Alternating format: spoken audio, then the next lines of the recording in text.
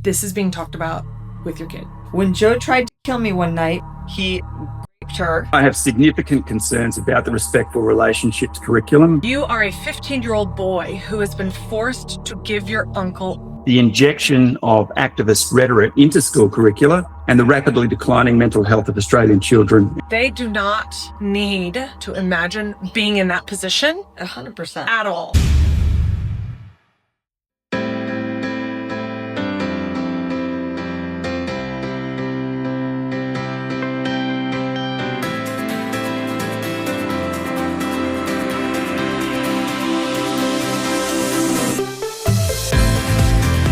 Welcome back to Those Who Speak. We are your hosts. I'm Courtney Schneider. And I'm Christina Woods. And we are coming to you from Melbourne, Australia.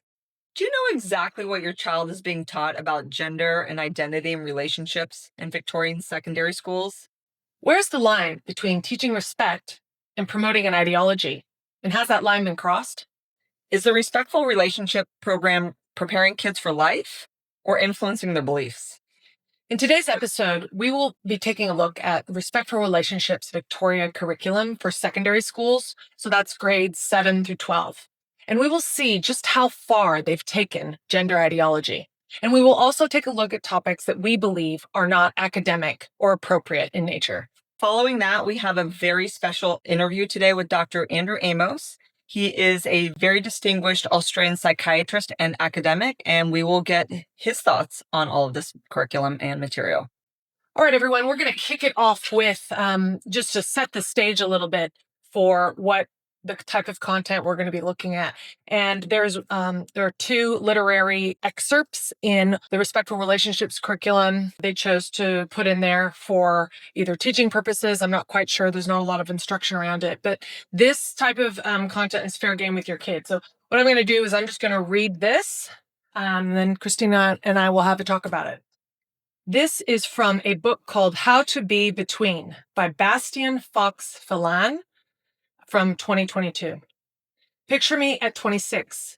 It's 2014 and my hair is short and fawn colored. I'm growing it out from when I shaved it. I wear glasses. I have a light beard and mustache. I wear my clothes loose over a small frame. I'm more boyish than I've ever been, although I don't care about that as much these days.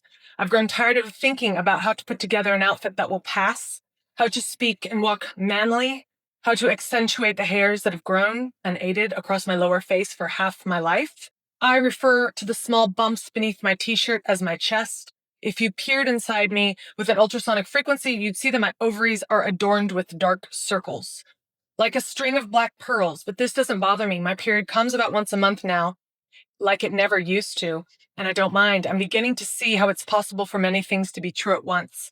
I live with the kind of body that ovulates, with breasts and the rest, and facial hair that some may say shouldn't be there, and a slippery kind of gender identity that I haven't quite pinned down yet. I've been living in Sydney for almost 4 years. Over time, it seems that the closer I look at my body and my gender, the blurrier the edges become. At first, I was one thing, a girl thing. Then at 22, I announced to the world that I was in fact a boy thing.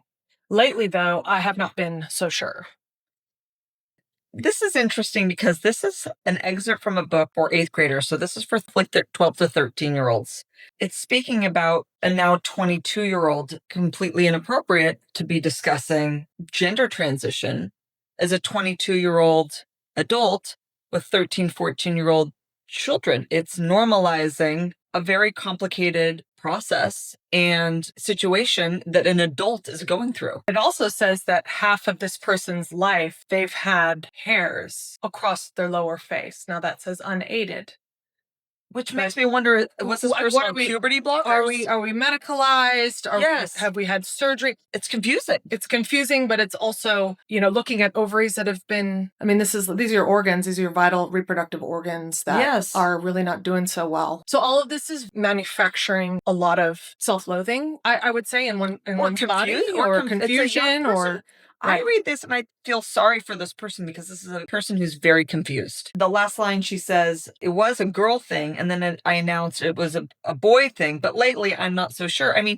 This young woman or girl is completely in a state of confusion. I mean, I feel horrible for her. Right. Clearly, she's been medicalized her whole, like, it sounds like half of her entire life. Right. So she doesn't know what she is. Parents should just know this is out there. This is out there in your government curriculum. Yeah, and kids are always, who are vulnerable, are always looking for an out. They're always looking for a reason why, an excuse, Right, they're confused. somewhere to turn to. And this is just kind of planting the seed of, well, maybe it's your gender that's the problem. So diving further into it, Christina, we are going to go to one of your favorite things to do, which is let's tackle our terms. Let's tackle the terms. Tackle the terms. We just want to be sure we're all on the same page about what the definition of gender ideology is. This is taken from ChatGPT. You can do it yourself. Gender ideology is when sex and gender are distinct and separate. You can choose your gender, self-determined or feeling-based. Institutions, like schools,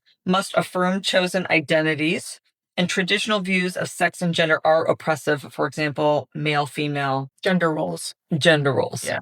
Department of Education Victoria has, I think, gotten wind of a bit of pushback regarding this curriculum and has taken it upon themselves to create a webpage that says, nothing to see here, parents. They're trying to debunk that they are teaching gender ideology. If you look up gender ideology and you look up radical gender theory, the definitions are nearly identical. So what they're trying to do here is tell parents that the Respectful Relationships program does not teach radical gender theory or gender ideology. This is the URL where you can find this. You can go on it, look for yourself.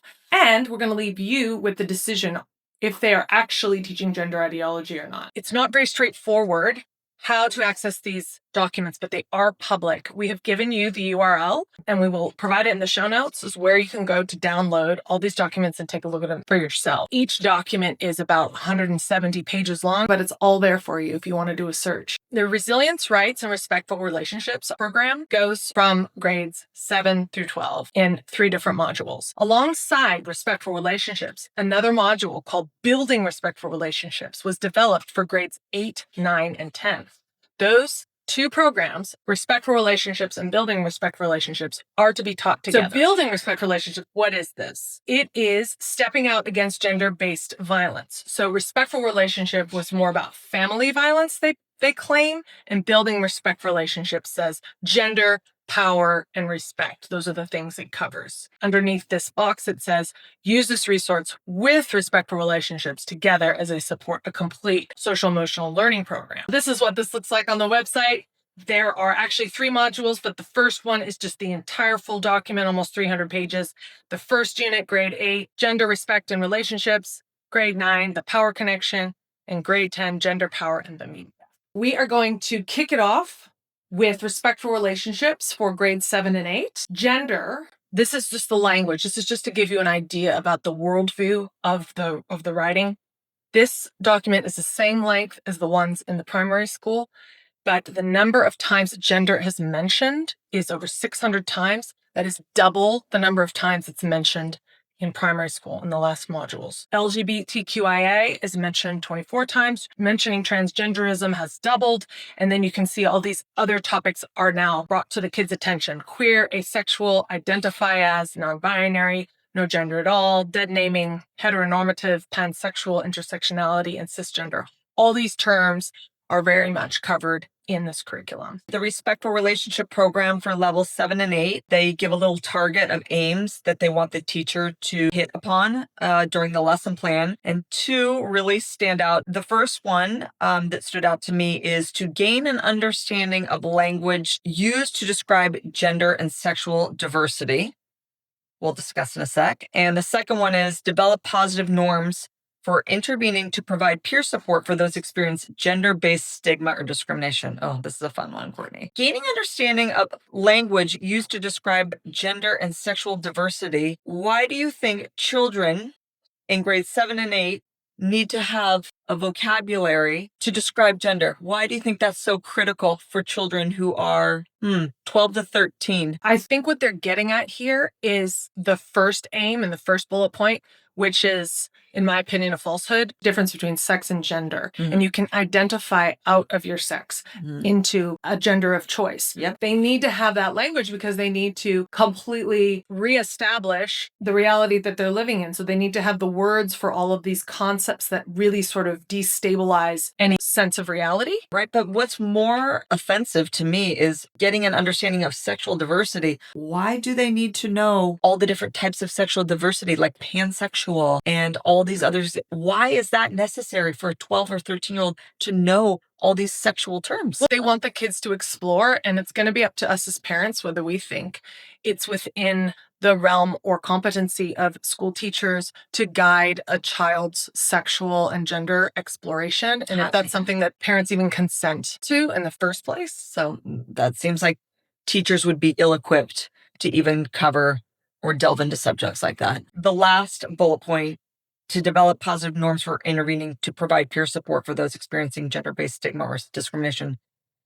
This one is a big one because it's basically pitting kids against kids. This one is little Johnny now goes by Jill. Half the kids keep calling him John or keep using he, him pronouns. The other kids are going to say, that's not nice. That's not okay. You're being unkind. They're building up a little army of children to go against the other children who don't want to play along, who don't agree with it, whose beliefs, either personal or through their family, don't subscribe to this ideology. right, because the key word is intervening. Right. So and they call it positive. Right, positive intervening. But it's like, not. It's their little soldiers fighting the adults' fight of that's not okay. We don't talk like that. Right. It's self-policing. It's making the children police each other. I think that's the key. I think it's causing division among the Definitely. kids. It's only going to get worse. If this isn't removed from the curriculum, this is just going to get worse and worse and worse because not everyone's going to be at the same level of subscribing to this. Both the respectful relationships and building respectful relationships, they show what is the worldview of this entire initiative. It says gender norms and roles are socially constructed. They are social norms that are differentiated for girls, boys, men, and women. And again, when you get back to gender ideology, they think these things are oppressive. Gender roles are socially constructed and learned. They are not innate or natural. I believe that at best, this is a half-truth. You can argue this to a point, but we are still mammals and we do reproduce and we do have reproductive strategies and we have innate instincts. We all know that because we have kids, and I'm not sure that the people who wrote this do, but we know after having children of our own that men and women are different, and that's a beautiful thing. Right. And we do have biological elements to being human being. Right. And there's nothing wrong with that. And there's some parts about being a woman that is very natural, and it some should be parts celebrated. being a man that is that is very biological, and we don't erase that part of the human experience. And they're really trying to shine a negative light on it. It should be celebrated that men and women are different. That's a beautiful thing. It's a wonderful thing. It's a natural thing. It's a normal thing since the beginning of time until the end of time. And they're trying to say gender roles are socially constructed, acting like it's a man-made thing that, women choose to care for children and men choose to go to work on average. It's like, that isn't socially constructed. That's just what roles we naturally fall into. Now, does everyone fall into those roles? Of course not. And that's what keeps life interesting. It's very important that they emphasize this worldview because in that way we can make man and woman and gender completely something that is not programmed. So you just choose it based on a feeling. Oh, I love me a good definition. Pseudoscience is probably one of my favorite terms because that's exactly how I feel. Sections on gender and identity they're all based off of pseudoscience. The definition of pseudoscience, it refers to beliefs, theories, or practices that claim to be scientific or are presented based on scientific principles but lack empirical evidence, rigorous methodology, and adherence to the scientific method. Pseudoscience claims are often not testable, cannot be reliably reproduced, and fail to undergo peer-reviewed or critical scrutiny by the scientific community. And our next slide is a prime example of that. This is where they're really taking ideology and trying to replace science and biology with ideology. On page 100 of the level 7 and 8, you see some definition. Their definition of sex is most people are assigned a sex at birth, like male, female, due to hormonal, chromosomal, genital characteristics that align to either male or female. We use the word sex to describe the biology of being born with male or the female reproductive anatomy. The scientific definition of sex, based on Wikipedia or any sort of ChatGPT AI search, is a biological classification of organisms based on reproductive anatomy and functions. In humans, sex is male or female. Rare disorders of sexual development occur, but do not constitute additional sexes. Why would they replace that definition? That is the question. Why would they replace that definition with assigned a sex at birth? They're providing a definition for kids as fact, and it's not even a fact. That's how they're presenting it. Most people are assigned sex at birth. No, every single human being on this planet is born with a sex. It's not most people. It's all people who are alive with a heartbeat, or even those who don't make it. So to add that line at the start of that, it's factually incorrect. As Dr. Miriam Grossman says, she's an amazing psychiatrist in the United States. She says sex is not assigned at birth. Sex is recognized at conception. And people really need to remember that. It's not willy-nilly a doctor when you're born with a magic wand saying, and I think you should be this, and I think you should be that. It's not a rule. It's not a gender role. Yeah, it's a biological fact. It's a biological observation. The next definition we want to quickly touch on is gender diverse. This again is based on a premise that you can identify out of your biological sex. It describes gender identity. It includes people who identify as trans, transgender, gender questioning, gender fluid, non-binary, and all other gender identities and expressions that are different from the sex assigned at birth. I don't know. Do you think they're teaching radical gender theory in respectful relationships, Christina? Possibly. What I want to quickly point out here is all other gender identities. And we are dealing with kids here, folks. So I would assume that there are certain types of gender behaviors that you don't want anywhere near your children. And I think every single parent on the planet would agree with that. So to put this in here is very reckless. More definitions.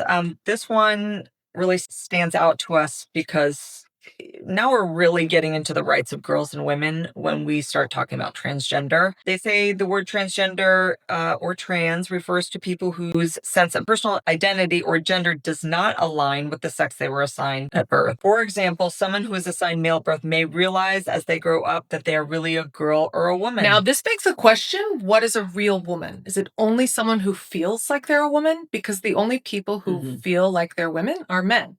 Because I'm a woman, it's not something I feel, it's something that is. Yes. Is the subjective woman the only real woman?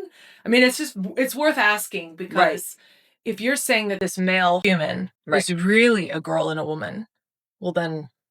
I mean, to add this last line, someone who is born a male may realize as they grow up that they're really a girl or woman, to plant that seed in kids' minds that you can just change your mind. Like, just grow up and be like, nope, I'm a girl or a woman. That's not factual. And it erases women. Because we are dwindled down to a feeling. I'm not a feeling. My daughters aren't a feeling. We are a sex-based human being. And it's really insulting. Page 105. An example of a gender norm or expectation in sport that is policed for trans or gender diverse people is the team they are told they're eligible to join and the type of uniform they're expected to wear. This one really jumps out at me, Courtney, because it's putting everyone else as the bad guy. Everyone else are the police. This is what team you're going to play on. This is what uniform you're going to wear. It's like, no one's policing you. Sports are just separated by the sexes. This is just always how it has been. No one's the enemy here. This is just how it's always been done because it's safe and fair to do it that way. This was really crept in by stealth, and it's like, this is all about males and female sport. This is what this is about. Or vice versa, but the real vulnerability is males and female sport. Right. And especially starting in years 7 and 8, it can start a lot sooner. We are dealing with schools and children. Right. And this presents a physical risk. Yes. And puts the school in a situation of liability. 100%. If they're allowing 7th and 8th grade children to swap biological sex sports teams, right, you are putting a lot of girls at risk. Right. And we got to read the room, people. This idea is not flying. No. Anywhere in the world. They did a poll, and I'm sure it applies in Australia, but in the US, 85% of people are not okay with boys or males playing in female sports. This isn't a crazy concept. And I would assume it's the same way in, all Western countries. All people feel this way. So by putting it and plugging it in 7th and 8th grade, they're really trying to normalize it. They're trying to normalize it for the kids. Like, nothing to see here. What's the big deal? Don't police him that he wants to play on your team now. You're the bad guy. You're the bad guy. If you stand up for yourself. You're not inclusive. If you're gonna, if you don't feel safe suck it up. He feels like a girl. Suck it up. I'm just so over the girls being put in this position. Moms and dads with daughters. No. Oh my, I can't even imagine if this scenario happened to my daughters. Well, I can kind of imagine, but it wouldn't be pretty. So on page 110, we're looking at the curriculum touches on diversity belief. What if you don't believe in all of way of being or this approach to understanding yourself? Some students may feel that it is difficult for them to know how to support diverse peers due to their own religious, cultural, family beliefs. Fair. Some may experience this as an ethical dilemma or a tension between their school and family allegiances. One approach they may help is to reassure students that people do not have to share the same beliefs. They have to show respect. Respect is about the way we treat people, school, classrooms, behavior, expectations, and values, promote kindness, respect, good treatment for all students, teachers, parents, and carers, regardless of the difference. So what defines behavior that is kind, respectful, and good? That means you must use the pronouns. If you refuse to use the language, you are not kind, respectful, or good. Right. So you must play along. This is really two messages, and it's really confusing in one coaching point. They're saying, yes, diversity, beliefs, different religions, multicultural, but you better be kind when you do it. Which means play by our rules, which we think is using pronouns, using new names, using blah, blah, blah. Taking them on your sports teams. It's like it's two things coming head to head, and one has to win, and one has to not it's win. Reality. You can't have two. You can't have our beliefs coexisting with these beliefs. But which is the beliefs? I mean, that's the question. Which belief is right? Right, but they were framing the culture. I mean, that ours are beliefs, and I mean, like we said earlier, we're not coming from a position of religion or politics. Nope. We are coming from a position of child safeguarding and reality. Right. And those facts. are not necessarily beliefs. Right. We're coming from facts. Facts don't care about feelings. It's true. Facts don't care about feelings, you guys. I know that's a hard pill for some to swallow, but it's true. And you know what? Sometimes I have to tell that to myself with certain situations every day. It's a part of growing up. It's a part of growing up. But I think it's a part of resilience. I think that helps well-being. Slide 14. This is respectful relationships for, again, level 7-8. Here are two scenarios that really jumped out to us that we wanted to share. Scenario 5. 13-year-old Taka affirmed his gender as a boy during year 7, and he is now recognized as a boy. He has been welcomed onto the boys' soccer team where his skills make a great contribution. However, the girls he used to hang out are no longer connected with him, cutting him out of group chats online and not inviting him when they go places. He would like to stay friends with them as he has been with them since they were in primary school. Putting Taka on a boys team. Taka is a biological girl for all those who didn't get that. Putting Taka on a boys team is introducing novel risk. For Taka. Schools know this. Taka. They know they're insured. They know what this is. They know what novel risk is. Insurance companies do not like taking on novel risk. So I don't know why this would be promoted. Whether or not, whatever your feelings on social transitioning of a child in a school, we do not believe it is in conforming with child safeguarding. Right. This is an example that they are presenting to you that goes against duty of care and child safeguarding. 100%. Taka could get really knocked around by some big 7th or 8th grade boys on that soccer team. I mean, it's two completely different body and builds playing these sports. I mean, there's brain injury at risk. There's bone injury density differences. There's a lot of things that have already actually happened out there in the real world. Yes. Page 146, we're just going to read out this scenario to you. This is going to be presented to kids from age 11 to age 13. And it's a scenario where it talks about relationships. Steve, 19 years old, and Leo, 16 years old, are in their first relationship. Steve starts sending sexts. Leo does not reply. Steve keeps asking him to sext back, but Leo just sends funny pictures instead. Steve keeps hassling him and sending him more sexual images. Leo gives in and sends him a sexual image of himself and then regrets it. He asks Steve to delete it, but Steve won't let him. Steve won't tell him if it has been deleted. Leo doesn't feel comfortable to discuss it because he doesn't want the relationship to end. Now, I'll just leave that with you, and you can decide if you think that's appropriate or not. Because Sexting. you are the parents. A couple more scenarios for you guys. They're so fun scenarios, aren't they? Mhm. This is an example, by the way, of sexually explicit lessons, normalizing things for young children. Or just exposing them to scenarios that they've probably never, ever even heard of in their lives. So probably shock. So taking that opportunity away from you. Probably shock as well. Yeah. Scenario 4, Tristan, 15, is enjoying Paul kissing him and shows this by kissing him back with enthusiasm. But when Paul, 17, starts to reach under Tristan's clothes and into his jeans, Tristan freezes, pulls back, and tries to push Paul's hand away. Paul ignores this and tries to keep on touching Tristan inside his jeans and then to undo his zipper. Scenario 5. I'm just going to read a part of this for you. Amal is 15 and her coach Martin is 25. You can go ahead and take a screen grab of this if you want to read the whole thing. I'm just going to read out the part I think that's important. He always seems to touch Amal when demonstrating techniques. One evening, he starts stroking her body and touching her on the butt, telling her she has the body of a professional athlete. He tells her he could develop her skills more effectively if they got into a close relationship. And then he goes on to say that she should trust him. So again, we're presenting this to you parents so you can make the decision whether you're comfortable with that type of story being taught in grade 7. We wanted to give you guys a visual when you are on the Department of Education website of what to look for, how to find these. Again, you can go to the URL provided if you want to take a look. One quick note, they don't make this easy to find, so please do, use this URL. It is a little bit complicated trying to dig in and find these documents. And again, this is building respectful relationships, which is going to be glommed on with respectful relationships. And this really is focusing on gender and power. And we're going to start with grade 8. On page 15 of the grade 8, the first unit, it starts talking about parents and your relationship with your parent. And it kind of goes into the realm of how to keep secrets from your parents. Most importantly, teachers and student well-being staff need to be aware that if a student discloses their sexuality or gender identity, then that information must remain confidential unless the student has given consent for staff to share that information. If a student is at risk of harm, then the information regarding the risk of harm would need to be shared with relevant people. Who are those relevant people?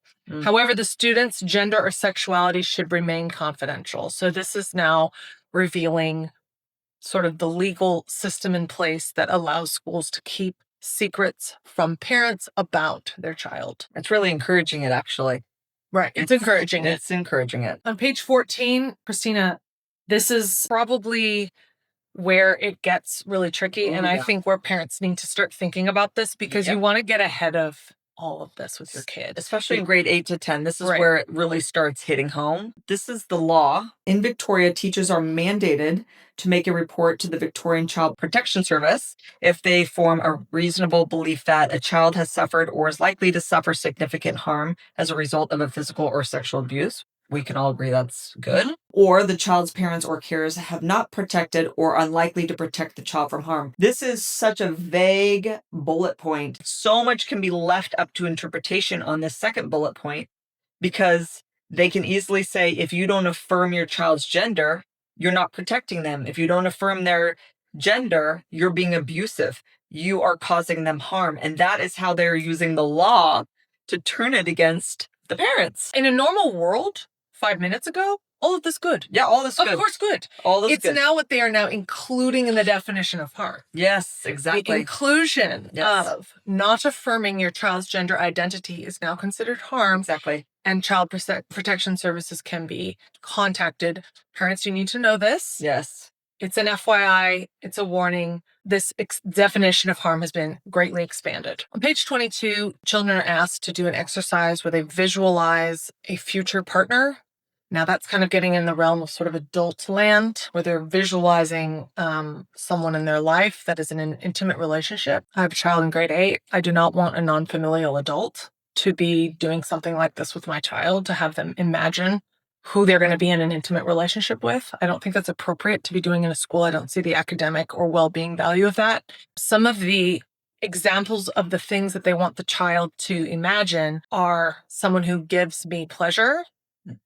I enjoy sexual activity with, like intimate touching, has other partners. Like all of these things are touching on the pleasure nature of sex, which is not, in the past, we didn't have sex ed was not a pleasure. It was not a pleasure-based class. It was obviously, because we have adults and children in the same room. Like, obviously, we had a line. Right. But that's completely been crossed. We're not talking about biological reproduction. Right. We are talking about pleasure. Right. And this is what parents need to know. They need to know that this is being talked about with your kid. The next exercise on page 23 talks about personal advertisement. It is encouraging the children to write adult personal advertisements. And all of these that we have put up on this slide, you can take a screen grab of this. They are not just personal advertisements, they are sexual advertisements, and they are all adults. This is just such a weird activity for 8th graders, 13-year-olds, that you would have them play. Pretend like you're putting out a personalized ad. And all of these examples they give for the kids are all older and sexualized. It's weird is one word for it. Well, weird is the nicest word for it. Just what is the value that this is providing, this activity? Yeah, it makes you speculate about intentions. So we have sexually generous, funny, and sometimes shy person looking for banter, no drama, seeking women with similar ideas about sex and relationship. Also, a lot of the words in here are non-gendered. It's partner, person, mate. 30-year-old blonde party girl looking for casual hookups. Can you keep up? People, 25 to 30 years. So this is just out of the realm of appropriateness completely. Why is adult sexual lifestyles being advertised? Adult sexual lifestyles are being advertised. Yes, it's almost laughable. Hot gay gal, 19 years old, seeks outgoing femme, 18 to 25 years old, into nature, sport, Gender diverse, 20-year-old looking for similar gender diverse person. What adults were proofreading the final copy of this BRR in August and said, yeah, this sounds great. This seems like a really great activity. Adults should not be interested. Why? Who greenlit this? That's what I want. I want to know and meet the person who greenlit this. Well, adults should not be interested in this sexual, intimate ideation of children and vice versa. Right. Children are definitely not interested in that. Place in school. Page 32 for grade 8, we have an entire glossary of terms under the categories sexuality and gender. And the instruction here for the children is, what do you think this activity is trying to get you to think about? So some of the words included are pleasure, penetration, pansexual, trans, and rhymes with corn. These are encouraged to sort of meditate on, the kids to just sit and meditate on. And they're expected to know all the definitions of these words. And did you notice under trans, constructed and sister girl and brother boy? Right. Why? I don't think it's gender ideology, though. I don't think it's radical gender theory. No, definitely. God, no. This is very beneficial for a job interview when they're 22. They should know that. On page 36 for grade 8, we're just going to quickly run through. This is an activity where they had these gender cards where their definitions, it's a whole new language they wanted to identify. And we remember when we were in school, right, Christina? Yeah. Like when you want to memorize something. Wait, it's been a while. I know, it's been a while. We want to memorize that. You study for a test, you got your little cards, you got your flashcards, and you have your word and you have your definition, you got a vocab test, all that stuff, and they're fabulous. Yep. Well, that's what they've done in this activity. They've made note cards, and the teacher actually takes this curriculum and cut them out. There's a completely illegible. We realize you can't really see the definition. It's very small. But the point is to show you that these terms are being taught to your kids as an activity. We're just going to run through them really quick. Transgender, gender fluidity, non-binary, gender affirmation, gender euphoria, gender expression, gender pronouns, gender queer, gender questioning, pansexual, queer, QT-POC, that's queer trans person of color, cisgenderism, cisnormativity, heteronormativity. That's just a sample. Again, there's a lot more in these curriculum. We are cherry picking. We are picking out the ones that we think you have a vested interest in really understanding right away. There's a lot more if you want to keep digging. Page 81. This is a big one, Courtney. Yeah, we have both topics that we wanted to cover today. In this one, we have both the gender ideology as well as taking it way too far in terms of the explicit nature and inappropriate nature. Yep. Yeah. We have a little scenario with Tay and Billy. These two have been going out for over a year. And wait, I want to stop you there. I'm thinking Billy might be a girl in this scenario, but we're not sure because the language doesn't let you know what they really are. It could be a boy and a girl, or it could be two girls. But anyway. Right. And when we're talking about two people becoming intimate and then teaching that to kids, there are risks involved in becoming intimate, namely pregnancy, STDs, or otherwise. We all know about that. But because everything is so vague, the children are not being appropriately taught about risk. Correct. What is this even about? So they are talking about they like each other and they've talked about whether to have sex. We've done basically everything except penetrating each other with our fingers or other parts of our bodies, whatever that means. And then again, it just goes on to a lot of the confusing language with they pronouns. And then at the end, it talks about how Tay is going around on social media saying Billy is going to get some sex from Tay for their birthday. This is, again, I leave this with you parents to decide. You can take a screen grab of this and read it. Is this something that you think is pedagogically sound and robust? This is for grade 8. This is for 13-year-olds. It's not only sexually inappropriate to even give this as an example, it's using gender ideology language, they, them, pronouns, and it's normalizing sex because the last line is Billy's going to get some sex for their birthday. It's like, this is what kids do when they're messing around. This is what they do when they're on the couch just chilling, watching Netflix. This is normal. This is normal for kids to have sex. Like, and I know a lot of parents agree with that and they're kind of comfortable with that. But at the same time, the excuse is, well, kids these days, this is what they're doing. But, we're the parents. Right. And what kind of world do we really want our kids, right, in terms of like their behavior and what's normal? Right. And if we have sort of a value system where we think it's really important that the child waits to be in something very meaningful, or waits till a certain age, or waits till a certain milestone like marriage, all of those viewpoints should be respected. And this extreme viewpoint should not be really shoved as the new normal. Right. I think we should push back on that as parents a little bit, right, or at least ask ourselves the question. We know a lot of kids just statistically are and become sexually active in high school. That's, like it or not, that's just a reality. And I personally, I'm not opposed to like them knowing the scientific, ramifications of that, i.e. pregnancy, STDs, how it all works. That's okay in my opinion.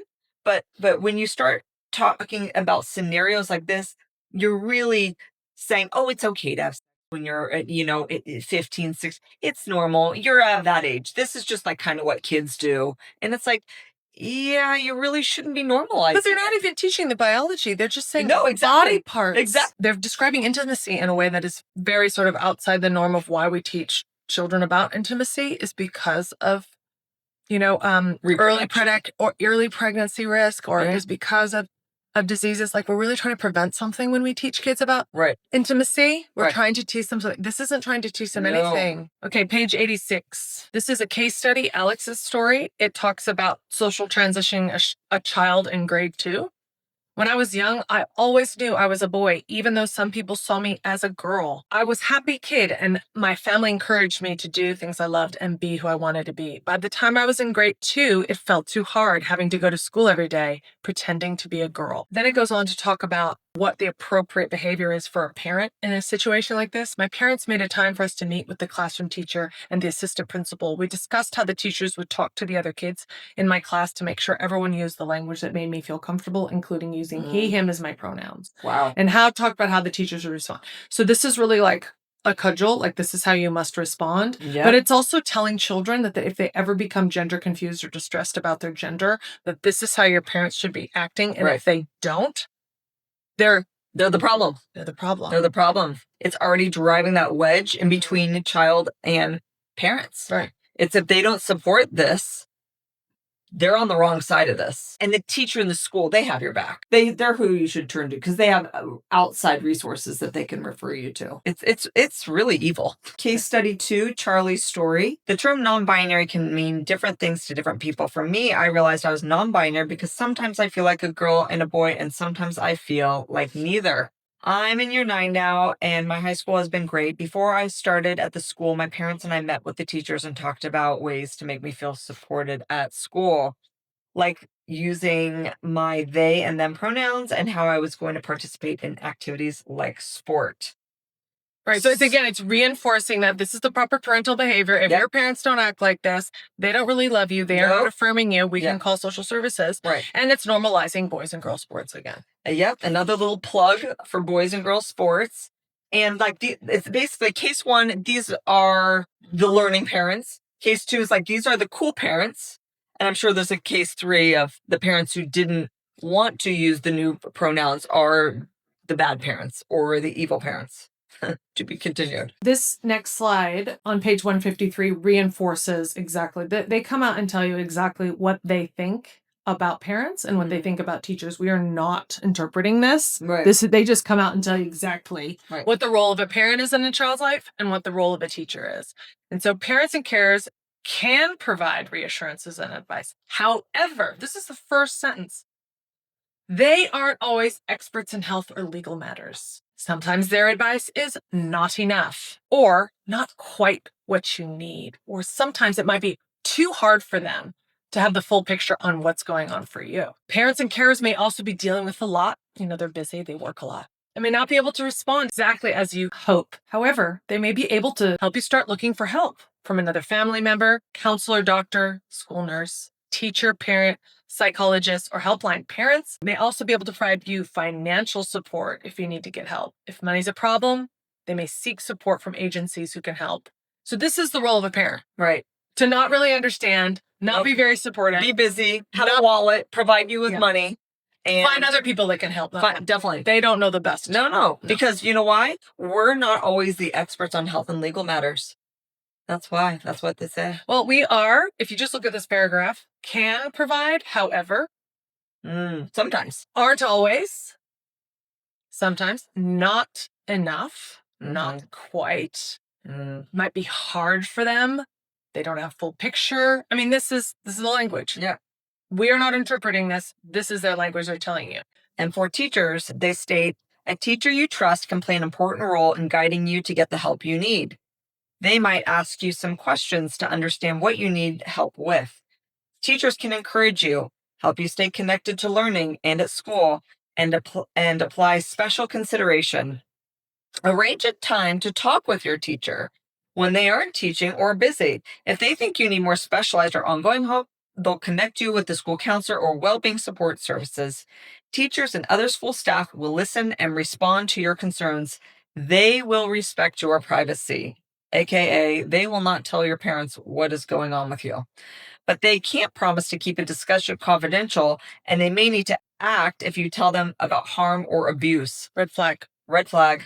They may also be times they need to talk to the school leaders or report to the authorities like the police to keep you safe, to get additional advice, or to work out with you what might be a good way forward. And we understand that sometimes this is necessary, right? Sometimes 5 minutes ago, this was a good thing, but what's been now poured into this bucket of harm. Yes. We all know what that is. Right.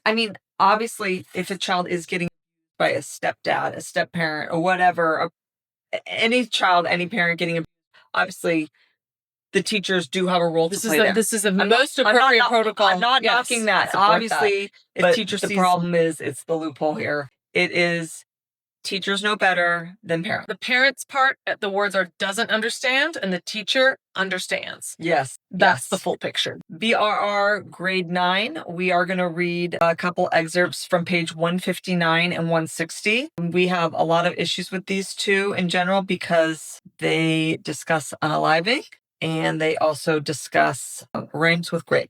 When Joe tried to kill me one night with my 1-week-old baby in my arms, this is an excerpt from the first scenario. And in scenario on page 160, he raped her. That is, he made her have sexual intercourse with him despite her protests. And then it goes on to say he carried on and raped her anyway. These are scenarios that are used for 14-year-old children. And we feel it's really unnecessary, wouldn't you say, Courtney? Well, we're talking about well-being. Right. And I think there's a line, and we'll talk to Dr. Amos about this. You just have to ask the question when you're trying to promote positive mental health and well-being with young people whose minds are not fully developed, and you're presenting them with quite some traumatic scenarios. Right. Is that in best interest of their well-being? Is it necessary to talk about a partner trying to unalive a mother with a baby in their arms. Like, how is that helpful? Is there a way to somehow achieve whatever objective there is here without it getting so graphic? Which takes us to our next slide. This is the most important slide of the deck on page 211 and on page 209. It's gone way past any line for us as parents. And again, we are not coming from a political or religious perspective. We've said many times, we are coming from a child safeguarding. And this is a role-playing exercise. And the instruction is ask the students to shut their eyes and imagine the position of the person in the scenario. You are a 15-year-old boy who has been forced to give your uncle oral. Wow. You are so ashamed, but you're scared that he will hurt you and say anything. You've been getting into a lot of trouble at the school for fighting. This is a terrifying scenario, but we do not want our children in school to fantasize about being the victims of such an egregious, This is predatory assault. This is instilling a trauma in a young mind. This is for 14-year-olds. They do not need to imagine being in that position 100%. at all. I don't need to imagine that. Right. You don't need to imagine that. That is not an exercise that is way beyond not just appropriateness, but safety. And they're throwing in not only a 15-year-old boy forced to have with an uncle on top of that. I mean, how's that even in the realm of appropriate? It's actually borderline. I mean, I think this is non-contact. 100%. It's psychological, especially for it to have a child role play. I mean, it's a role playing exercise to shut your eyes and imagine that's what you're doing. Even if it's supposed to be a terrible thing, and obviously the teachers think it's a terrible thing, right? But why would you have a child close their eyes to role play that? Right. Have a child.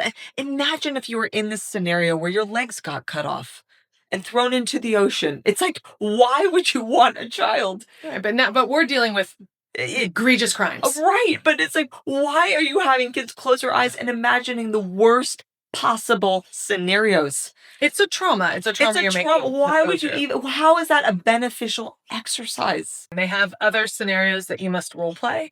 You were a 13-year-old assigned male at birth, and the best friend you grew up with is a girl. The other day you told her that you want to be a girl and live like a girl. The problem was her family. They are very traditional. If you've heard, they made homophobic and nasty comments about transgender people. One of the people in the family, he called your mother a slut.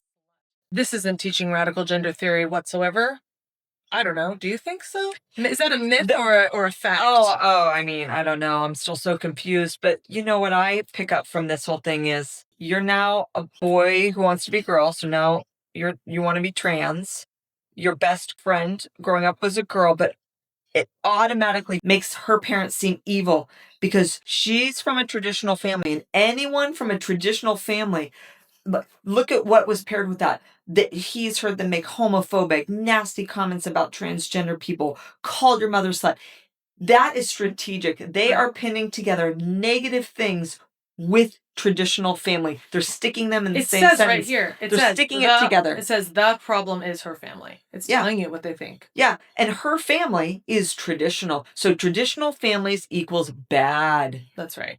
So it's a worldview. Yes. It's a worldview they're communicating. And parents, you can agree with us. You can disagree with us. But we just want to let you know that type of messaging is happening. The next role play is you are a 15-year-old girl who was sexually assaulted by a close male friend when you were 13. Again, we don't want our children to close their eyes and imagine any such type of trauma is happening to them. We can teach them certain concepts without this type of activity. Right. They can know that these kinds of things occur, but they don't need to shut their eyes and visualize they're the ones suffering from it or they're the ones, perpetrating it. I think it's going to be really interesting to hear what Dr. Amos has to say about any psychological impact of this type of activity. Yeah. Another one of the role plays is you're a 15-year-old girl with a mild intellectual disability. You go to a special school. A boy in your class came up to you at lunchtime and showed you his and asked you to touch it.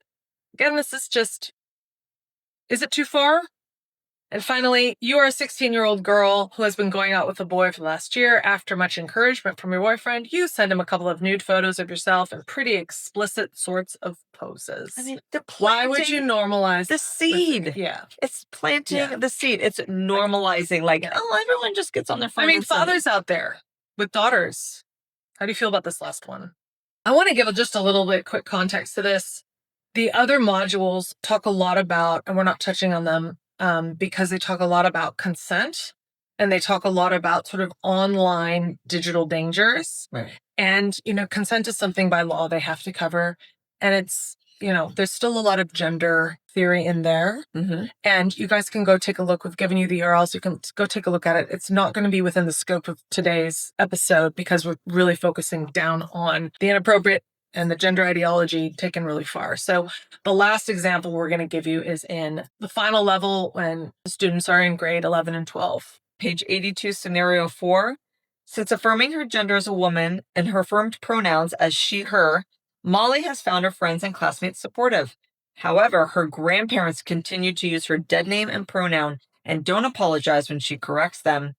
They also continually tell her that they prefer it when she has short hair, and they buy her clothing for her birthday or Christmas, which she passes on to her brother because it does not reflect the way she wants to dress. Thoughts on this one, Courtney? Well, it's like there's one way to behave, and this is not it. You cannot dissent from the protocol that has been put in place. You're talking about her grandparents. Right, because it says they just continue to misbehave. Yeah, those they continually tell her. They continue to. Naughty grandma. They're so pesky. They're so disobedient. Yeah, they are not compliant. Why are grandma and grandpa so mean? Why are they it's really a generation. It's just dividing families. This type of worldview. It really pits. Like, you should, as an educator, you should respect and cherish other people's familial bond. You should not be putting in your elders. Yes, you should not be putting in the scenarios where you slander. Right. Even if it's a hypothetical and it's made up. Like, that's just right. It's not nice. It's not cool. It's not what you do to a community. No. It's like grandma and grandpa are so mean. They're so uncool. They're not affirming your made up gender. Like, how dare they? They're the worst. And they're doing it on purpose because they don't apologize. They don't apologize. They continue to. You want your 80-year-old grandmother to apologize to you when she doesn't use they, them in a sentence for you? Oh, sorry. Is she trans? I can't even keep it straight. That's right. Yeah. Scenario 4, request for news. Chad, 17, was sending heaps of texts to Xavier, 17, saying stuff like, if you really like me, you send me a nude. So, this is again, there's a lot of sending nudes throughout respectful relationships, all throughout all of these documents, okay? We're leaving it with you, parents. Do you want them discussing sending nudes? Do you want the teachers to be planting that in their head? You may have a great teacher and you just love your kids. And then you look at this and go, my teacher would never pick this module. Right. Okay, but there are no guardrails in place to keep anybody. This is all fair game. You do not know what they're going to teach. They could seem one way to your face and be a completely different teacher in the classroom. Or not. It's fair game is the point. This is all on the table. Yeah. And the last scenario is Pedro confided to Ray that he had bad experience at his cousin's 21st and he had trouble sleeping because of what happened to Ray. Pedro said he hooked up with a guy who seemed really nice, but then they were violent and another situation of intimacy that becomes violent and it becomes grapey. And, this is, the kids are older at this point, but parents need to know the nature of this curriculum. And that's just, I guess, where we're going to leave it. The final slide is just bringing you back to the myths and the facts. Is this a successful communication here done by the Department of Education? Have they convinced you that the respectful relationships does not teach radical gender theory? We leave that up to you. The parents at home, myth or fact. And still can't decide. It's very ambiguous. It is. Especially given everything we've been through today. It really is. Now, next up, we have a very exciting interview with Dr. Andrew Amos, who is the chair of the Queensland branch of rural psychology for the Royal Australian and New Zealand College of Psychiatrists, the deputy editor of Australasian Psychiatry, and previous director of training of psychiatry in North Queensland. He authored a 2024 paper in Australasian Psychiatry on gender and mental health, raising concerns about how gender-affirming care is deployed without sufficient clinical reasoning and backing. So we are really excited to get his take and analysis on the curriculum that we've just reviewed with you. Dr. Amos, welcome to the show. G'day, Courtney. Hello, Christina. Lovely to be on the show, and thank you for the work that you're doing. Thank you. Thank you. Dr. Amos, do you have any initial responses, concerns to what we've just looked at, Victoria's Respectful Relationships curriculum for secondary students? Look, Courtney, I have significant concerns about the respectful relationships curriculum. In fact, I think it's a perfect example of the increasing use of children as cannon fodder effectively in culture wars. So, in my opinion, there's a direct relationship between the injection of activist rhetoric into school curricula and the rapidly declining mental health of Australian children and young people and people around the world. So, the respectful relationships materials effectively train kids to see life as a constant series of power contests, which are focused on group identities like race, sex, and class, where you're either a victim or a victimizer. So kids who've been trained to think of themselves as victims get depressed because they feel controlled by unfair systems they can't escape. And kids who are trained to think of themselves as victimizers get depressed because they start to think of themselves potentially as bad people. So when that sort of message is embedded in school curricula, I think it's no wonder that kids are more depressed and anxious than ever, and that young people are self-harming and committing at higher rates than ever.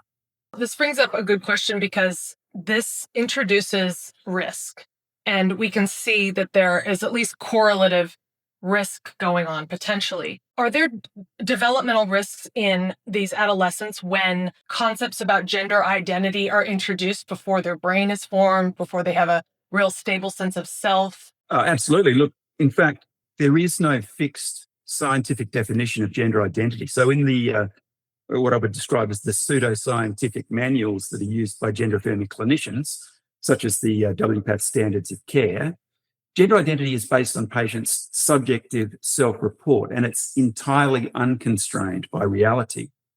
Now, at the beginning of life, healthy development depends upon kids feeling safe about themselves and certain about their environment.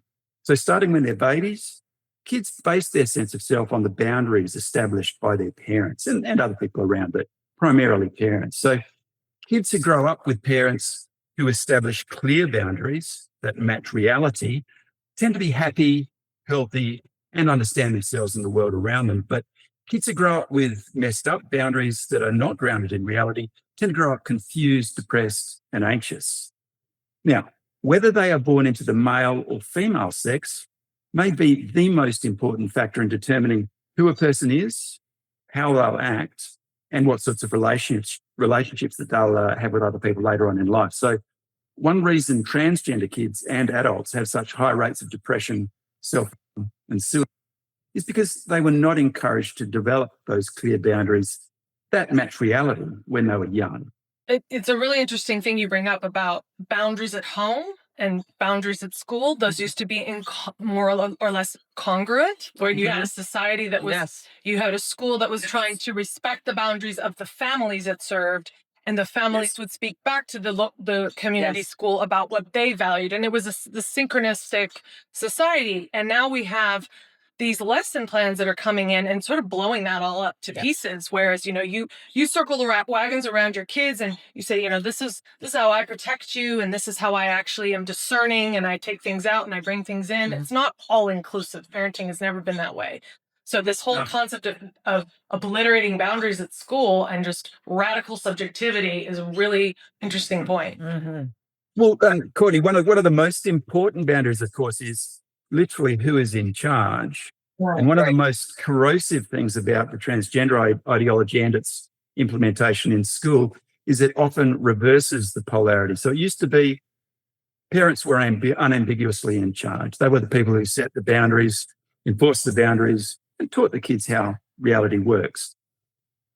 These new materials and transgender ideology itself gives the child a tool that they know they can use essentially to control their parents, flipping that power differential, and makes it almost impossible for the parents to establish those boundaries in the way that you've just described. Yeah, there's a lot of power dynamic. We discussed that even earlier in the podcast, talking about how parents are put aside as, they're okay. You can go to them here and there, but we're the real source that you should come to as your teachers, as your school, as the principals. We can guide you in the right way. Your parents, they're secondary. They're really taking full control as the school. Oh, indeed. Yeah. Again, it's reversing the polarity of responsibility for the child, and then the authority of the parent is taken away and given to an institution.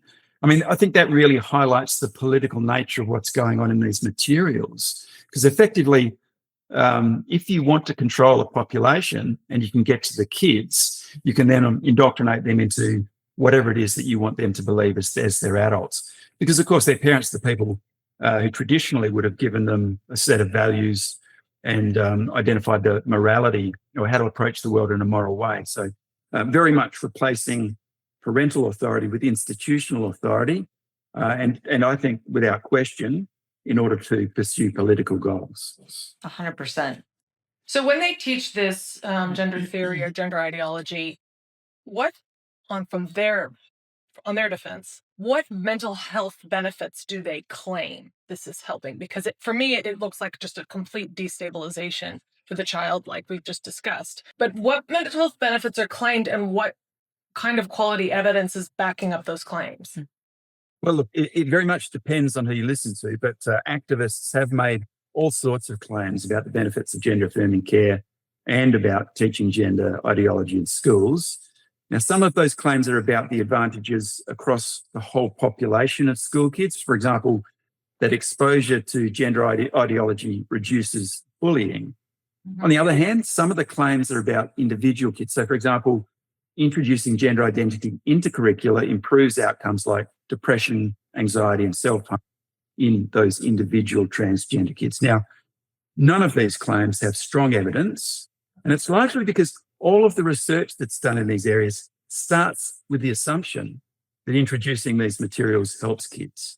Now, this assumption then is used to rule out the only sort of research that can actually reliably measure the effect that these materials are likely to have on kids, because advocates say it's unethical to withhold the materials from any students. So they literally don't do the research that's required to work out what the impact of these interventions is. So basically, if you start out with the assumption that what you are doing will definitely help kids, it's almost impossible to do research that measures the harms that are actually being done. And that's where we find ourselves. Okay. Right. So on that note, what are some of the risk factors, psychiatric risk factors, that make certain students, young people, more susceptible to confusion and distress when they're exposed to this? Look, it's a great question, but unfortunately, it's a question that hasn't been researched at all for the reasons we're just discussing. But just from the general principles of human development and psychopathology, and that psychopathology is just a technical term that means the illness processes associated with psychiatric states. From those general principles, it is possible to say that the respectful relationships materials are most likely to harm kids who are already suffering from things like personality vulnerabilities, psychiatric illnesses, and developmental disorders. So, for example, kids with unstable personality features, what might be diagnosed as conditions like borderline or antisocial personality disorder in adults, these kids are particularly likely to be harmed by this type of material because they already struggle with boundaries and they find it hard to form stable relationships, even without this gender confusion.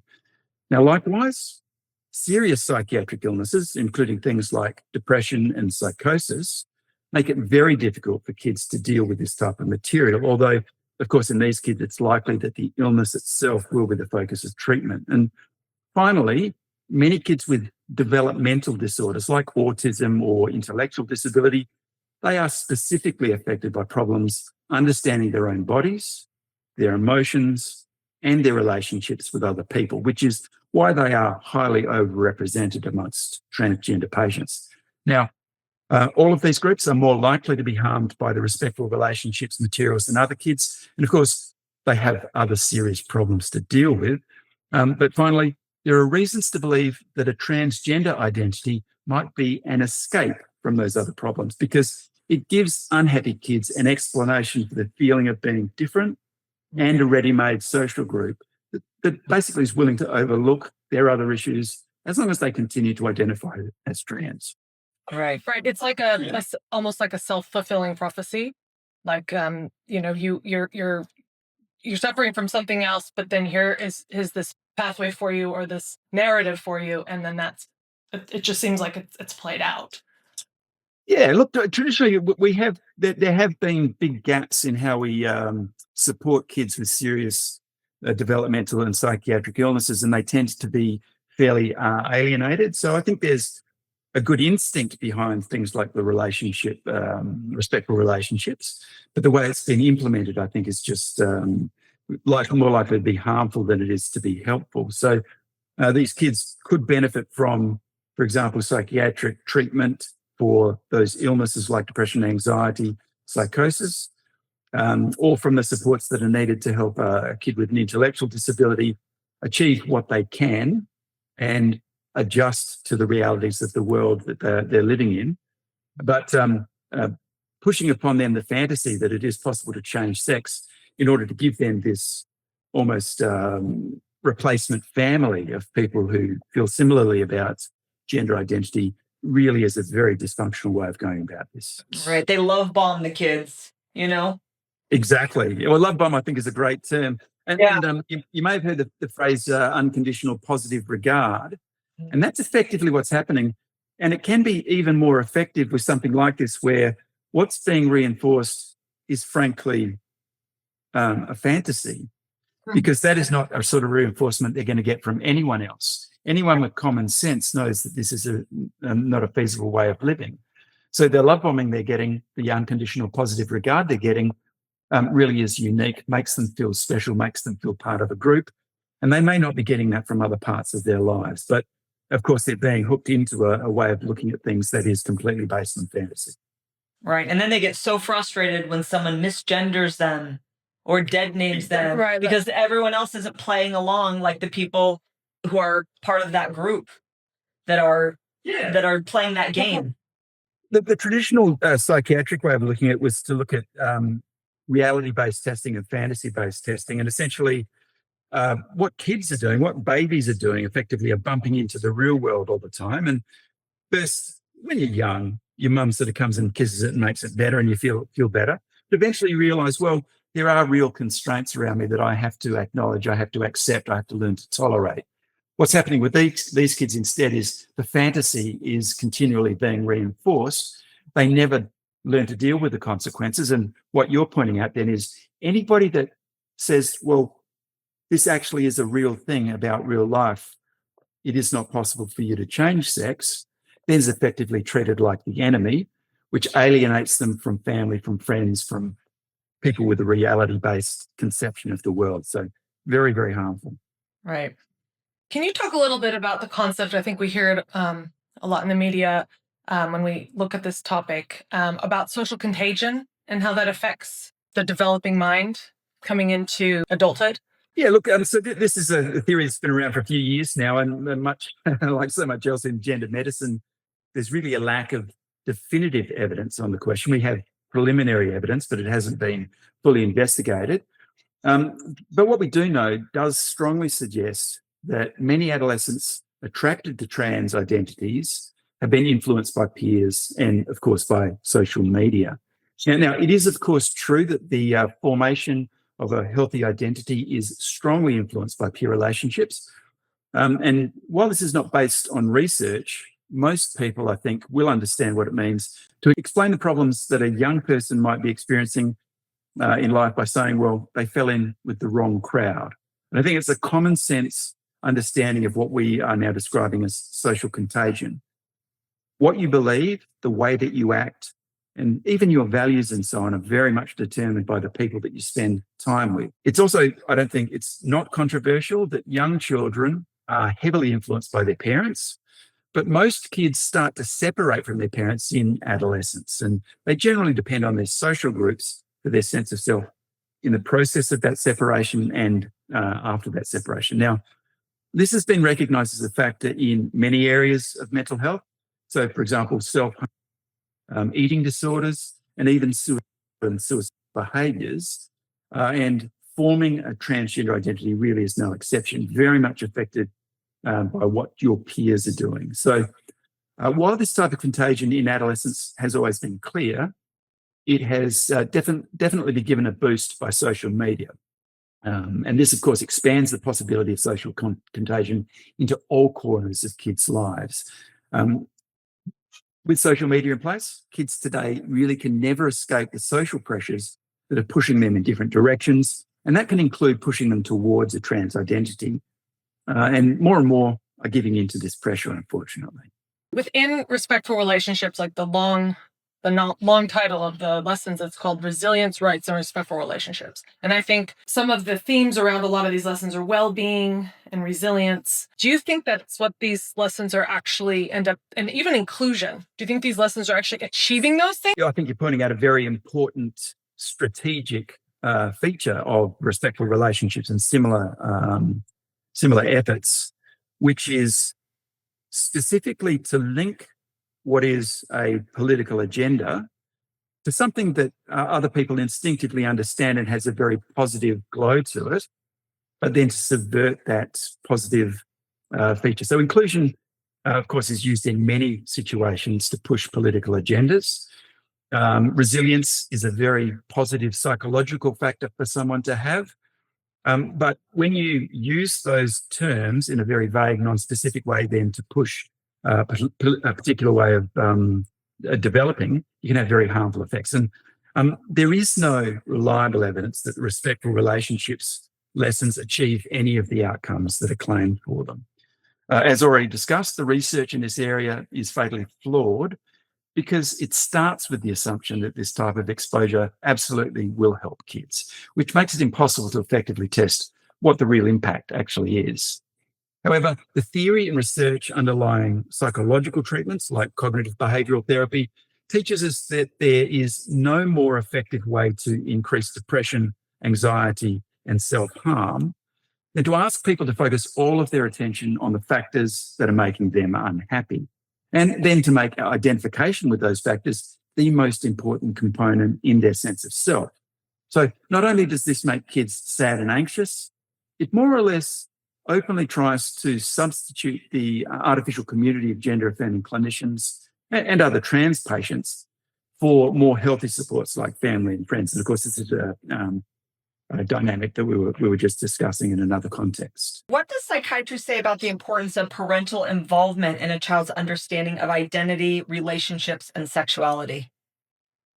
Well, look, there are many different models used by psychiatry and psychology to explain human development, but every single one agrees on the central importance of parental involvement in helping kids form a healthy understanding of themselves and to form stable and healthy relationships with others. So from the moment they're born, kids start to mimic their parents' view of the world.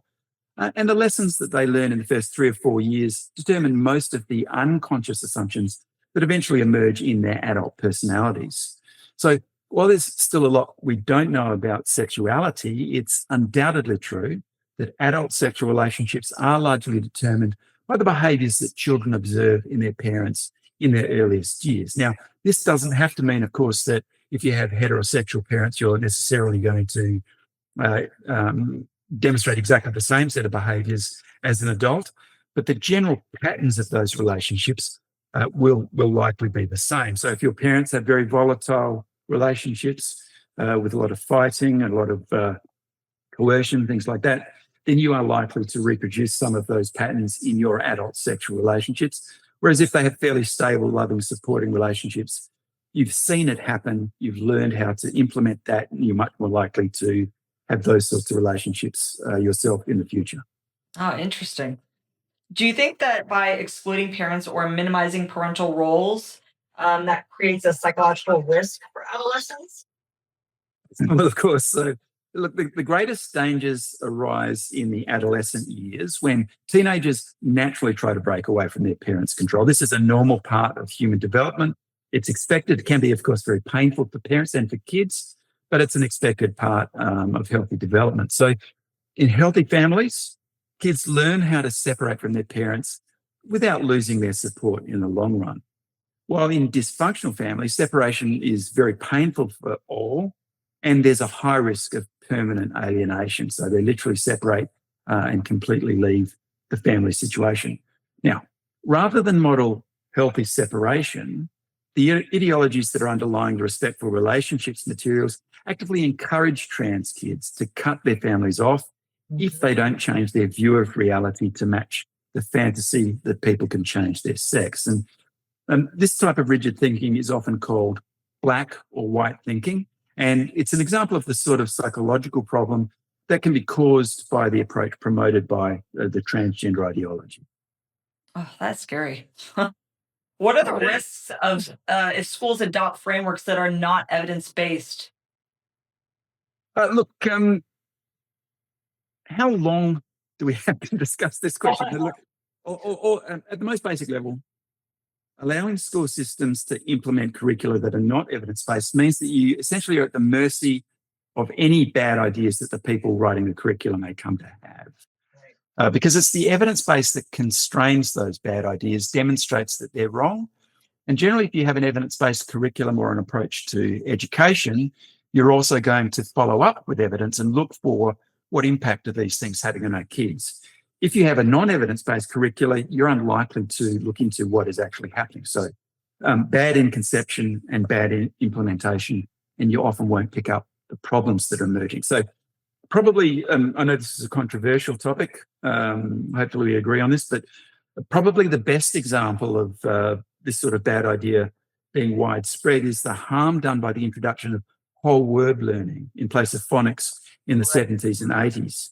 So look, the reading comprehension of a couple of generations of school kids was degraded by the ideologically driven assumption that phonics, which is literally spelling out how words sound and learning the components of words rather than whole words, the idea that phonics then was an oppressive system of control rather than what it actually was, which is just a highly effective method of instruction. So this bad idea now is being reversed. We're moving away from whole word learning and back to phonics, but the damage has already been done for a really large group of kids. I was just going to say they have reversed it in school. I've just noticed they have reversed it in the schools. They are definitely going back to teaching phonics. Look, across the Western world, we're realizing just how bad an idea this was. Kids literally coming out of school that can't read. And in the modern world, that is crippling. If you can't read, you can't do all sorts of jobs, makes it very difficult to be financially effective, and can be quite alienating from your peers because reading is such a basic part of life. Now, taking that as an example, I'm really concerned that in 10 years, we're going to be counting the cost of the bad ideas implemented by gender ideologies. Oh, yes. And yeah, because they have no basis in reality. They've been implemented without any evidence. And they're not really trying to measure the impact of these things on the kids that they treat.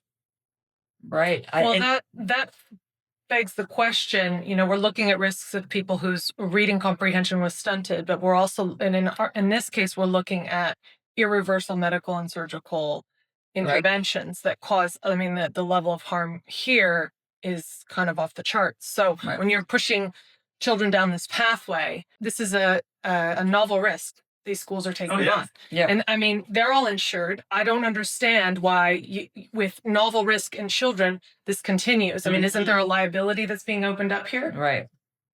Look, I'll get to the liability question in a moment. I just want to emphasize how important the phonics example is, because I think that it really illustrates the pernicious nature of inserting this into a school curriculum.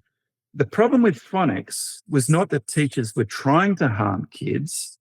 It's that teachers tend to be very passionate about helping kids, and they were told this is something that's going to do a lot for kids and make them better. So in many cases, in good faith, a lot of teachers did something that actively harmed kids without their knowledge. And I think this is that this is a very similar situation. Look, if a doctor comes to you and says you must use the pronouns that the kid has a preference for, who is a teacher to say, well, I think that that's just wrong? It's a very difficult thing to do, even though, in my opinion, as a doctor, it would absolutely be the right thing for that teacher to do. So you're almost subverting the positive impact and the passion of teachers to actively harm kids. So look, in terms of the liability question, I'm of course, I'm not a lawyer, so my understanding of schools' legal liability is limited, but I think the possibility that systematic harms are being done is a real risk that teachers, schools, and the Education Department of Victoria do need to take very seriously. So if it turns out, as many believe, that efforts like Respectful Relationships are artificially boosting the number of kids being forced down the transgender road, then that really raises the question, what should be the liability of the system that contributed to the excess rates of depression, anxiety, suicide, and all of the other bad outcomes that would result from that? Now, I'm not a lawyer. I can't give an accurate estimate of that. But I think the experts in this area, the educators, the Education Department, really need to consider those risks and reconsider this very poorly thought out program. And hopefully sooner rather than later. Oh, I would do it yesterday if it was possible to do so. All right, this question is probably the question I wanted to ask you the most. How do you think the institutions in Australia and the West have become so captured by gender ideology? How have we gotten to this point, Dr. Amos? Again, look, this is another question. How long have you got? But the basic answer is that health and educational institutions, so institutions like medical colleges that I'm a member of, or teachers' unions that obviously are highly involved in the putting together curricula, these institutions really allow small groups of highly motivated people to impose their preferences over those of their colleagues who are, by and large, less focused on a given topic. So in psychiatry, the policies of medical colleges are delegated to committees, and these committees tend to have about 8 people on them. So all you really need is a majority of 5 of those 8 to then impose ridiculous ideas like gender-affirming care. Now, doctors tend to have a very permissive approach to what our colleagues are doing. There's an assumption that if a doctor appears competent, they are also ethical. And we have any number of cases, of course, where that assumption has led to significant patient harms. I'm not sure how long you guys have been in Australia, but a few years ago, there was a surgeon in Queensland who became known as Dr. Death. He was literally doing unnecessary surgeries in very risky ways with a fairly large group of patients, and he was allowed to get away with it because he was a very confident guy. He basically gave the impression of someone who's extremely competent, and so all of the other doctors thought, well, yes, patients are being harmed, but that is just a risk of surgery. You can never guarantee that every patient that you treat is going to come out well. I think in this area of medicine, a very similar dynamic has been occurring, where most doctors assume that because the doctors in this particular area are saying, well, everything is fine, we're doing the best for our patients, we don't care to look into those areas and discover, for example, that there is no evidence for the treatments that they're providing. I think even at a common sense level, the idea that you have a treatment pathway that leads to castration or to the removal of healthy breast tissue, of course, I find it just at a common sense level ridiculous that a doctor would think that that is a healthy developmental path, or that it's a responsible thing for a doctor to take a patient down that path.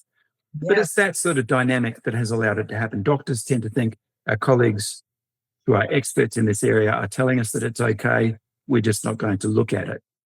Right. Infertility, bone density loss. I mean, the list goes on and on and on. How many more things do they need to see as side effects for these young people until they say, we shouldn't do this? Indeed.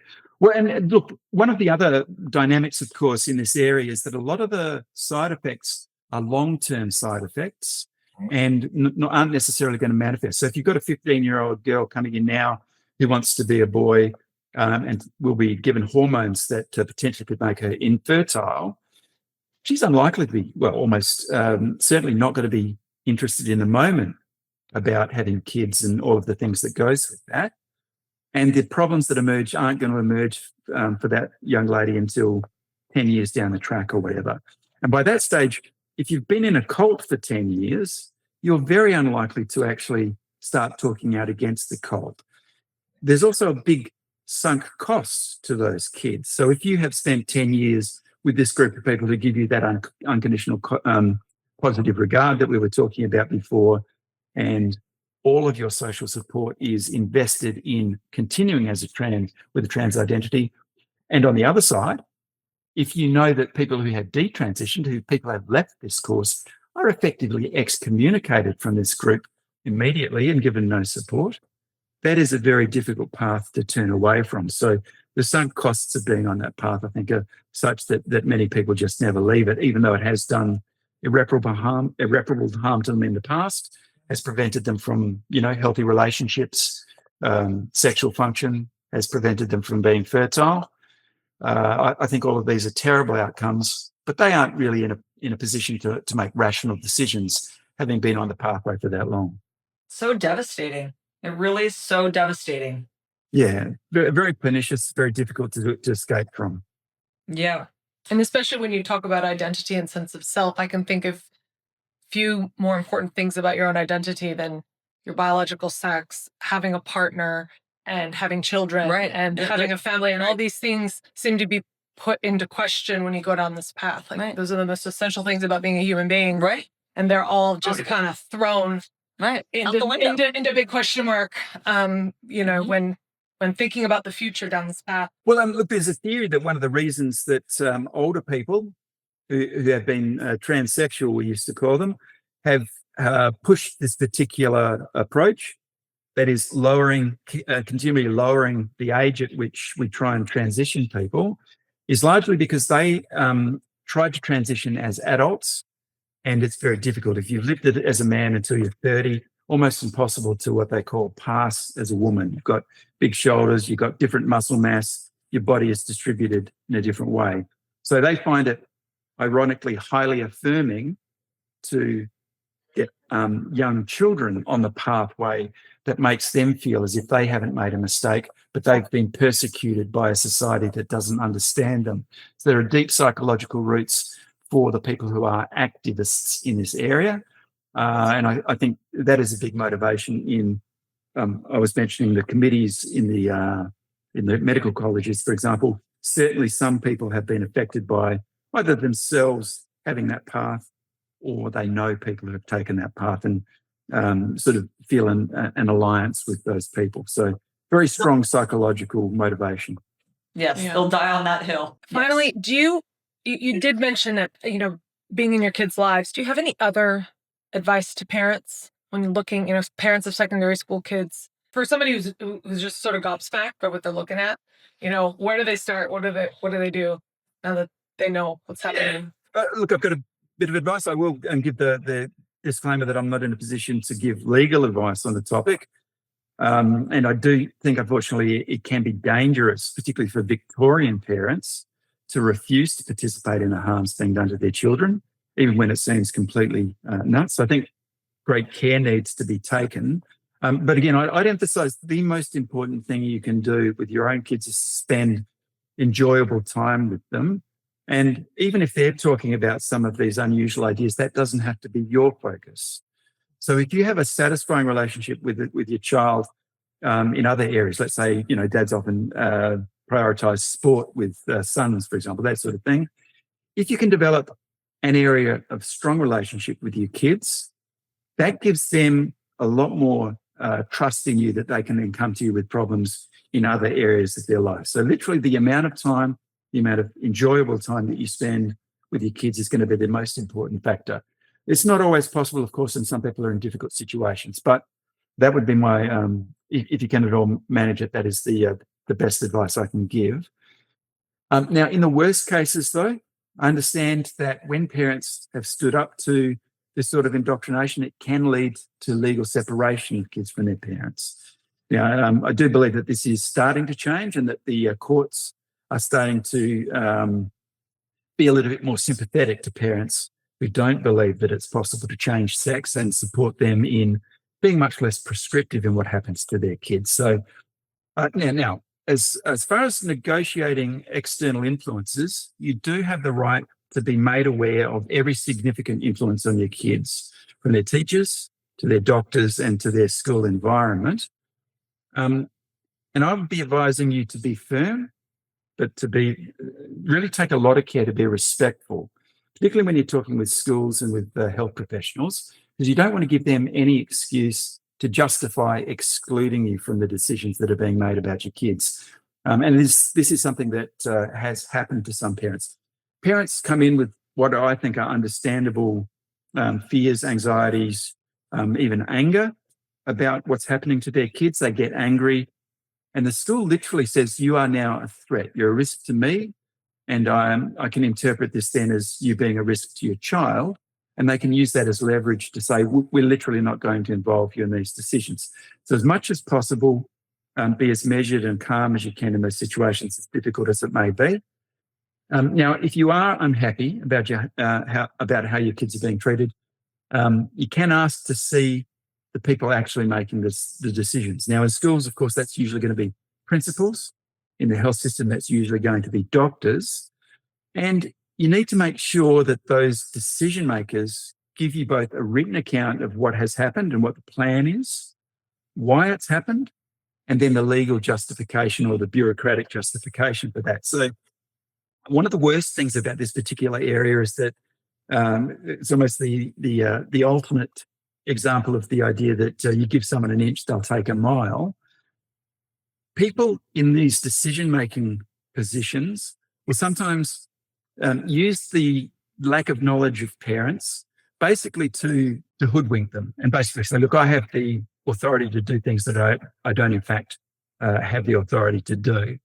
Again, they may think that they're doing something positive for the kids, but they do need to give you as the parent, as the legal guardian, written justification for what's happening and the plan that's going to be happening in the future. It's important to have that in a written form, because that then you can take to someone who can give you legal advice as to whether in fact it's true that decision maker can make that decision. And even if it is true, what options you then might have. Try and be calm, try and get the decision maker to tell you what has happened, why it's happened, and what will happen in the future. And then try to be as unemotional as possible when talking with those professionals about your kids, to avoid giving them that excuse to exclude you from those future discussions. I think as a final point, it's also useful to realise decision makers are human too. They, in my opinion, they are more mistaken than they are malicious. And sometimes approaching them as human beings who genuinely want to help your kids but are mistaken is a much more effective approach than approaching them as some sort of enemy or someone that is actively harming your kids. So if you can get them to explain calmly to you why they're doing what they're doing, that probably makes them feel a bit more calm, and you may then be able to negotiate a little bit more control over what's happening with your kids. Excellent. That is great advice. Thank you so much. Well, that's all the time we have for today. Thank you so much, Dr. Amos, for joining us on the podcast. We really appreciate your insight and your professional angle on all of this. Thank you so much. That was wonderful. Oh, my great pleasure, Courtney and Christina. Great talking with you, and I think this is an excellent project. I hope it goes very, very well. Oh, thank you. Thanks very much.